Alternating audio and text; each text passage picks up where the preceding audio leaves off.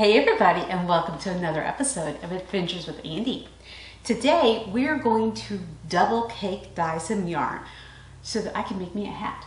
If you remember, during the Halloween mega venture a couple of years ago, we double cake dyed some yarn to make it candy corn. And I used that yarn to knit a hat for Chad. And it turned out really cool. In fact, I liked it so much that I decided I wanted to knit a hat. I wanted to make a hat for myself too, but I don't want to do the exact same as his because then we'd have a hard time remembering whose hat is which, right? So we are going to double, possibly triple if necessary, cake dye this yarn today in yellow and red so that we can try to get a yellow, orange, red gradient. Cool. And for this, we're going to use Wilton ColorRight food coloring. Our yarn that we're using is Cascade 128 Superwash. This is, yes, I'm reading off the tag. This is 100% Superwash merino wool. It's 100 grams, 128 yards, and it is, I do believe, worsted. I don't know, it could be worsted, could be bulky, I don't know. It's not fingering or sport, which is what I usually use, so I'm not familiar with the weight. Anyway, yes, it is Cascade 128 Superwash, and I've got it caked up here. Now, I had this already wound into a cake before, and I rewound it to try to wind it into a looser cake so that the dye bath would be able to get to the center more easily, because we don't want any white on this one. Other than maybe a little bit of resist from it being in a cake. Unfortunately, my skein winder can't handle a cake that large, and by the time I was halfway through, it was just overwhelming it in chaos. So I had to go back and rewind it a third time in just a regular cake. So hopefully we get full penetration to the center on this. Well, actually, we don't want it full to the center, but hopefully we get it at least halfway through. So what we're going to do is we're going to put this cake in a yellow dye bath, let it sit in heat in the crock pot until that dye bath exhausts. Then I'm going to let it dry, and I will wind it into a cake the other way so that what had been on the outside will be on the inside. And then we will dye it in a red dye bath and let that penetrate in. And fingers crossed, the hope and the theory is that we will have yellow on one end, orange in the middle, and then red on the other end. Sounds like a plan. So I'll have a gradient. What's the worst that can happen? There really isn't a worst that can happen to this. We're going to end up with some color on this cake, and that's good for me. Worst comes to absolute worst. I don't like what it looks like, and I just over-dyed the whole thing. And the worsted that could happen is you have a hat when you're done. The worsted? Did you say the worsted? Yeah, I did.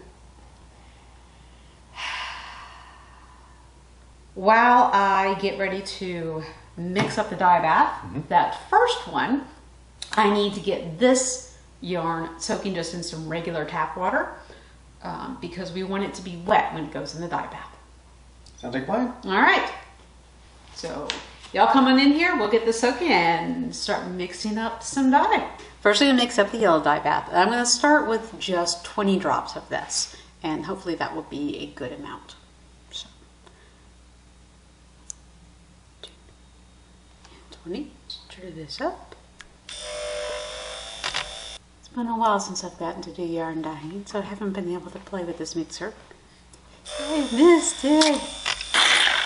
I just think that's fun. What's your favorite part of dyeing yarn? I put the color on. My least favorite part of dyeing yarn is washing the yarn, but I think that pretty much goes for anyone who dyes yarn. And I'm just gonna dip this random strand of yarn in here and just see what kind of color we've got.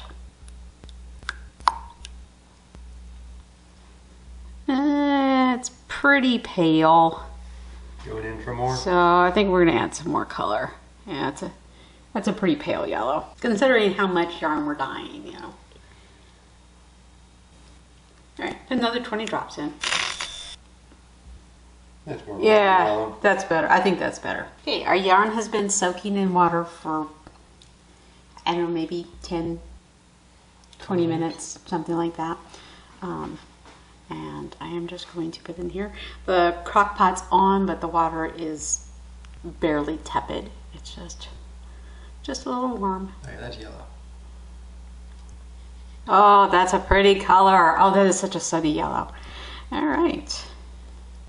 And I'm not putting any vinegar in this yet because I don't want the yarn to all stripe to the outside. I want to give it a good chance to soak in and saturate at least part way into the cake.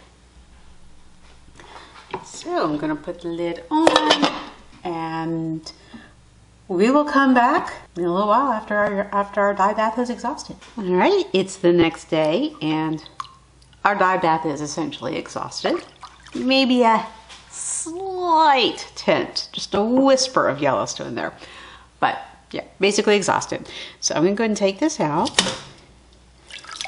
And I'm going to put it in this strainer. And I'm going to squeeze out just as much of the water as I can. I'm not wringing it, I'm just pressing the yarn cake. Now I'm not going to rinse and wash it yet because we still need to dye the red or pink, whichever I decide to go with. So I just need this to dry enough that I can rewind it in the cake the other direction. And her little mesh did an excellent job of keeping the yarn cake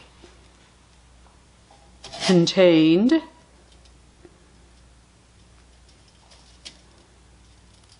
And it did not melt, which is good. I was a little concerned about that, but the heat in the crock pot doesn't get that high. We still have a little bit of white in there, you can see, peeking in there. We'll be back. Hello, Monet. You cannot assist. Monet, get down. Ladies and gentlemen, introduce you to Monet, one of our personal cats, who is fascinated by the yarn swift. Monet, you want to tell everybody what's on the yarn swift right now? No, he doesn't. This is our cake, our yarn cake, with just the yellow dye on it. And I went ahead and wound it around the yarn swift in preparation for winding it into a cake the other way. But I wanted to let you see the gradient that we got so far in the colors. We got a lot of color all the way through. I was expecting to have some more just white here at the top where the dye didn't get through all the way at all. But no, we got color all the way up and through here, but we do have a nice gradient. We've got some really dark yellow here at the bottom and some light with some sections of white here at the top. And that may be because I kind of basted the cake with the yellow dye bath, poured it over the top, and because the bottom had dye bath underneath it when I put in. The yarn is still damp. It's been sitting for a day or two now, but being in a cake, it takes a long time for it to dry. So, but I think it's dry enough now that I can go ahead and wind it up into a cake again without any problems, and we can see about doing dye round number 2. Our yarn caked up nicely. And now we're ready to dye it pink. And I did decide I'm going to go with pink instead of red because we got such a strong yellow on the outside of the cake. If we were going to be getting a lighter color on the outside with the red, I would stick with the red because that would give us more of a pinkish hue. But if we're going to get a really strong color, I don't want to go with the red because I don't want a strong red for this. I like pink, yellow, and orange as a mix together better than red, orange, and yellow, at least for this project. Now, I do have some hesitations because I've had problems in the past, at least when I was doing cold vat dyeing with this pink, where the color just disappeared. I don't think that's going to be a problem this time because we're not doing cold vat dyeing. We'll see what happens. I'm a little hesitant, but we're going to go for it. Worst comes to worst, if we don't like the color that we get on the outside of the cake, we can always add red or more pink, whichever we want, to deepen the color, we can always go darker. We can't go lighter. So that's why we're going to start with the pink. And I'm going to start with 10 drops. I've slept at least a couple of times since we started the yellow dye, so I don't remember how many drops of yellow I put in there, and neither does Chad. We were in agreement that it's somewhere between 20 and 40. We don't know which, so we're going to start with 10 of the pink and see how that looks. And 10. All right. And just stir this up.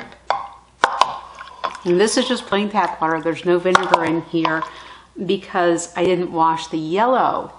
I didn't wash the cake after we finished the yellow. I just let it dry to, okay, damp. So it still has vinegar in it. And I know obviously you can't smell this because they never developed smell-o-vision that I'm aware of, at least not for YouTube purposes. But if I smell this cake, oh yeah, it definitely smells like vinegar. That's kind of pale. So I think I want to do at least 10 more drops. It's a light color. Would you agree, Chad? Yeah, it's almost rose. Mm-hmm. All right, so that's 20. Make sure this is thoroughly mixed. All right, let's check our dye bath color now. What do you think? Leans a little to the orange side for me, but... It does. I think that's just the color that it looks like when it starts. Mm-hmm. But I'm just looking at depth of shade. The main thing is I don't want this color to penetrate all the way through to the center like it did with the yellow. Mm-hmm. So I think we're going to go ahead and we're going to start with just this. Bearing in mind, we can always add more later if we need to.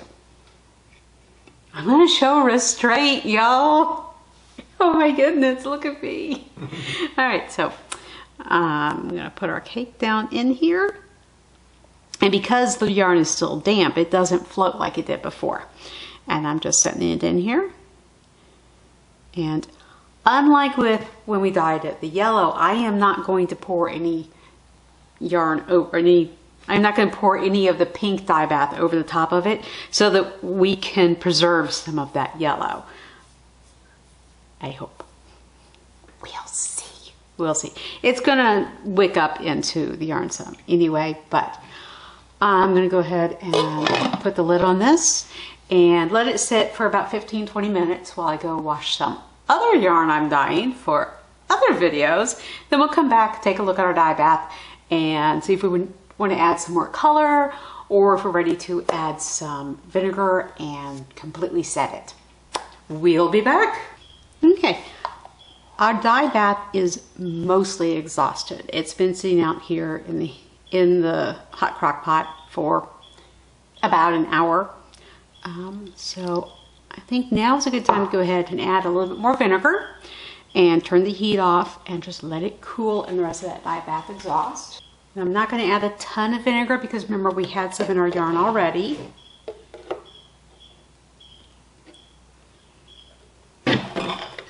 So just this a little bit.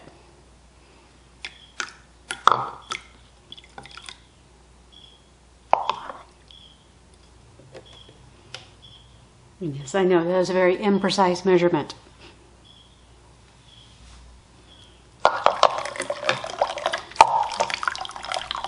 You can see we've got some nice color on the outside already. Okay, gonna turn the crock pot off. Pop the lid back on and let it just sit there and cool off. And then we'll take a look and see what we got.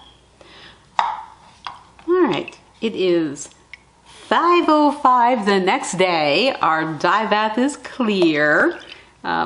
This has been sitting all day today as well, not because it needed to, but because I had an appointment to go to and I just got back home from it. So I'm gonna take our yarn out and we can see already that we got some of that pink dye came pretty far in. We got some color. And here's our finished yarn. I wanted to let you see how it looked on the Yarn Swift so you could see how the gradient goes from the pink up to the orange into the yellow. And I don't think that would have been quite as easy to see in skeins. I love how this yarn turned out. I love the pink and the orange. I even love the orange that goes up here into the yellow. I love the speckles of it and the resist, how it gives us the different shades of the colors. To me, this looks like a sunrise, and that is exactly what I was going for with this yarn. I think it's absolutely beautiful. The colors are so bright and so vibrant. And I'm definitely glad that I went with the pink instead of the red for the second dye bath. I think the red would have been too strong and would have overwhelmed everything. This is just perfect though. But now we've got to see how it looks knit into a swatch, right? All right. And here's our swatch. Okay, technically it's not a swatch. It's a hat. But this is how the yarn looks knitted up.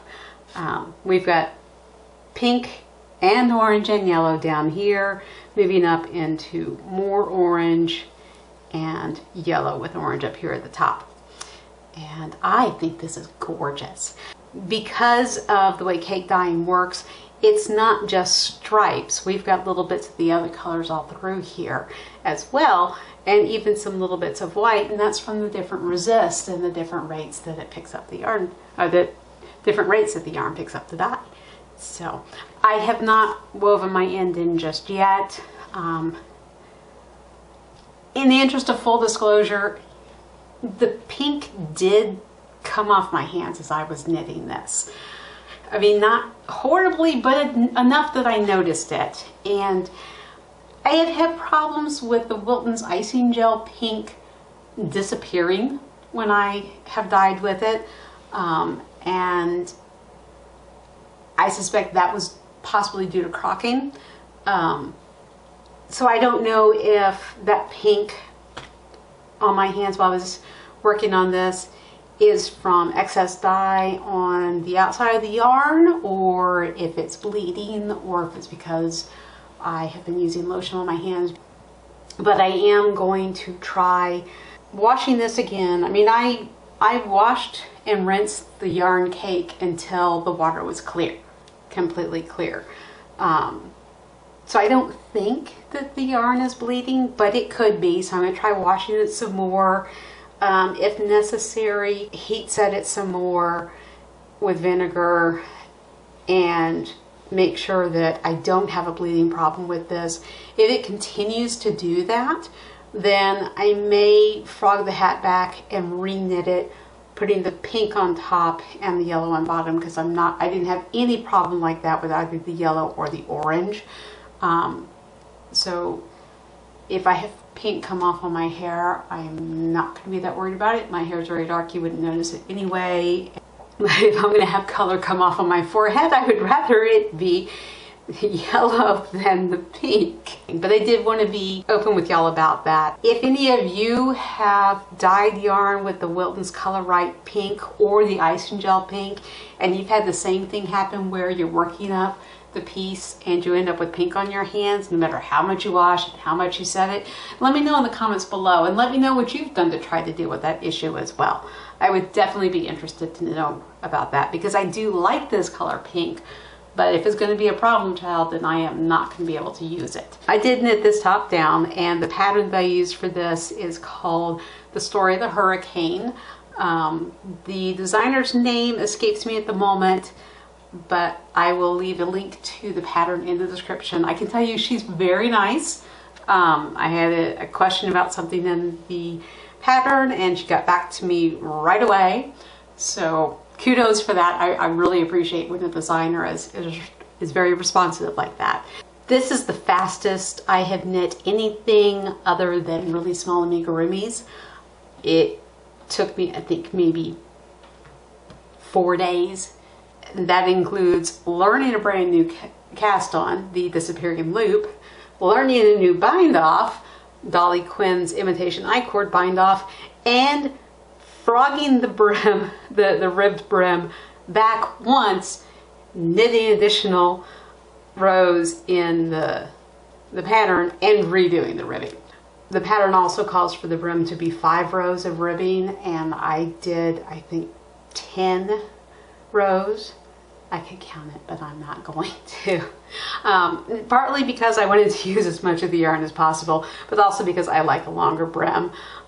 It gives me the opportunity, if I need to flip it up like so, or when it's cold and I want to warm my neck up or whatever, flip it back down. All in all, I love how this hat turned out. So it turned out great. It fits me. It's going to keep me warm. Anyway, I hope you found this video entertaining and informative. I hope it's encouraged you to try cake dyeing some yarn yourself. If you did enjoy it, then please hit that like button. That really does help the channel out with the YouTube algorithm. If you haven't already, be sure to subscribe. We've got lots of videos coming up of different techniques for dyeing yarn and different dyes to use on yarn. In the meantime, I hope you all have a wonderful day, and I will see you on our next adventure. Bye, everybody. Say bye, Chad. Bye, everybody. Bye.